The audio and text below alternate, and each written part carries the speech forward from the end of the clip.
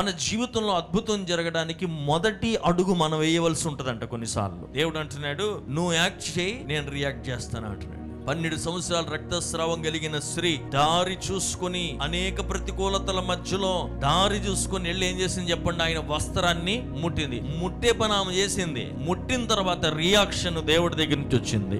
ఆమె శరీరంలో 12 సంవత్సరాల నుంచి ఉన్న రోగము మరుక్షణం ఆమెను విడిచిపెట్టి వెళ్ళిపోయింది. చాలా డబ్బులు ఖర్చు పెట్టింది, చాలా ఎంతో ఖర్చు అయిపోయి హోప్లెస్ సిచ్యువేషన్ లో వెళ్ళిపోయింది. లెక్కలన్నీ తప్పిపోయిన పరిస్థితి. అయ్యో, రోజుల్లో తగ్గిపోద్ది అనుకున్న రోగం వారాల్లోకి వెళ్ళింది, వారంలో తగ్గిపోద్ది అనుకుంది, నెలలోకి వెళ్ళింది, నెలలో తగ్గిపోతుంది అనేది సంవత్సరాలకి వెళ్ళిపోయింది. అలాగూ 12 సంవత్సరాలు అయిపోయిందంట. చాలా మంది జీవితాల్లో ఈ 2 రోజుల్లో పోద్దులే అనుకుంటున్నాం. డాక్టర్ అంటారు 3 రోజులు వాడు చూడండి, 3 రోజులు వాడకపోతే పని చేయట్లేదు అనుకుంటాం, ఇంకో మెడిసిన్ వేస్తే 5 రోజులు వాడంటాడు. 7 రోజులు అయింది, రోజులు కాస్త నెలలైంది, నెలలు కాస్త సంవత్సరాలైంది. ఇంతవరకు అద్భుతం జరగలేదు, ఏమీ లేదు. కానీ ఇక్కడ అంటున్నాడు, ఆమె తాకిన మరుక్షణము 12 సంవత్సరముల నుంచి రక్తస్రావం కలిగిన రోగము ఇమీడియట్ గా ఆగిపోయిందంట.